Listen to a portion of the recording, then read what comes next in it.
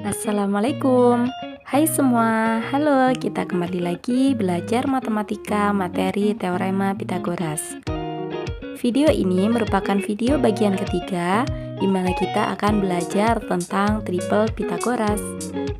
Untuk materi teorema Pitagoras yang lain, kalian bisa cek linknya di deskripsi ya, juga di playlist dari channel ini. Baik, kita mulai yuk belajarnya. Triple Pitagoras. Apakah itu triple Pitagoras? Triple Pitagoras itu merupakan 3 bilangan yang memenuhi ketentuan teorema Pitagoras atau dapat membentuk segitiga siku-siku. Masih ingatkah kalian bunyi teorema Pitagoras?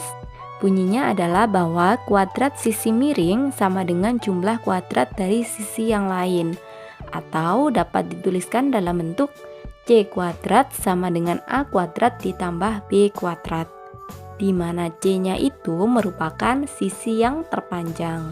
Agar kalian lebih paham lagi, yuk simak contoh soal berikut. Contoh soal yang pertama, apakah kelompok bilangan 3, 4, dan 5 merupakan triple Pitagoras? Kita jawab ya. Sama seperti materi di bagian kedua, bahwa kita pertama akan membandingkan C kuadrat dengan jumlah kuadrat sisi yang lain. Jadi akan kita bandingkan kuadrat dari sisi yang terpanjang dengan jumlah kuadrat sisi yang lain. Ingat, C tadi adalah sisi yang terpanjang. Di antara 3, 4, dan 5, sisi yang terpanjang adalah 5. Maka C kuadratnya adalah 5 kuadrat. Kita bandingkan dengan jumlah kuadrat dari sisi yang lain, yaitu 3 kuadrat dan 4 kuadrat. 5 kuadrat itu 25, 3 kuadrat itu 9, ditambah dengan 4 kuadrat 16. 25 kita bandingkan dengan jumlah dari 9 ditambah 16, yaitu 25 juga.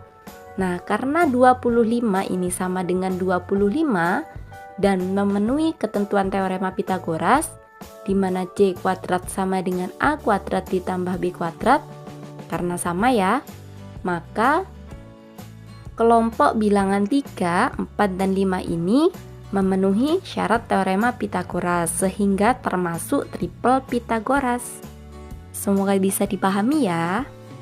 Oh iya, sedikit catatan bahwa ketika 3 bilangan itu diketahui merupakan triple Pitagoras, maka berlaku untuk kelipatan 3 bilangan itu tadi.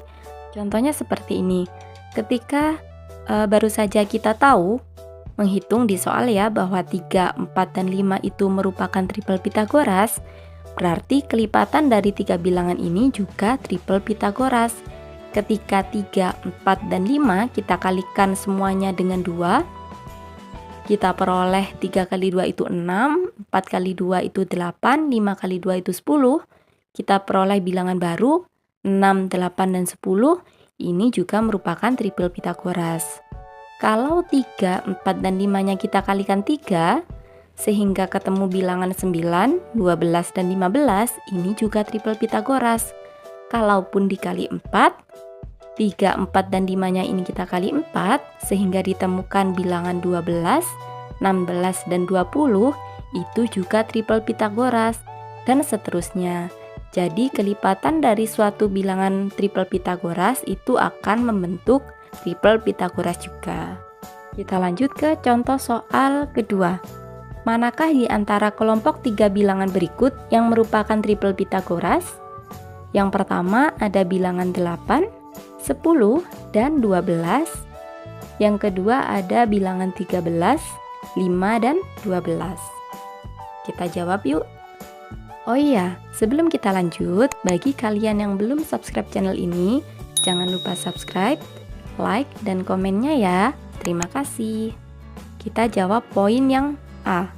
Kita akan bandingkan C kuadrat dengan A kuadrat ditambah B kuadrat. Caranya sama seperti contoh soal yang pertama tadi. C-nya tadi adalah sisi yang terpanjang. 8, 10, dan 12 berarti sisi paling panjang adalah 12. C kuadratnya itu 12 kuadrat. Kita bandingkan dengan kuadrat dari dua sisi yang lain, yaitu 8 kuadrat dan 10 kuadrat. 12 kuadrat itu 144, 8 kuadrat itu 64, ditambah dengan 10 kuadrat itu 100.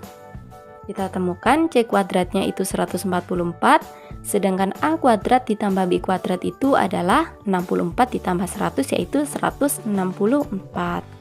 Kalau kita bandingkan, 144 ini tentunya tidak sama dengan 164. Maka C kuadrat ini tidak sama dengan A kuadrat ditambah B kuadrat, sehingga tidak memenuhi ketentuan teorema Pitagoras. Sehingga tiga bilangan ini 8, 10, dan 12 bukan merupakan bilangan triple Pitagoras. Kita lanjut. Soal yang B. C kuadrat kita bandingkan dengan A kuadrat ditambah B kuadrat. C-nya sisi terpanjang, berarti bilangan paling besarnya adalah 13. 13 kuadrat kita bandingkan dengan kuadrat dari dua sisi yang lain, yaitu 5 kuadrat ditambah 12 kuadrat. 13 kuadrat itu 169, 5 kuadrat itu 25 ditambah dengan 12 kuadrat 144. Kita temukan bahwa 169 ini dibandingkan dengan 25 ditambah 144, yaitu 169. Nah, sama kan? Karena 169 sama dengan 169, atau C kuadrat sama dengan A kuadrat ditambah B kuadrat, berarti tiga bilangan ini memenuhi ketentuan teorema Pitagoras. Gimana, mudah kan? Semoga bisa dimengerti dan dipahami ya. Sekian video pembelajaran kita kali ini. Semoga bisa dimengerti dan memberikan manfaat. Saya akhiri. Assalamualaikum warahmatullahi wabarakatuh. Sampai bertemu di video pembelajaran berikutnya.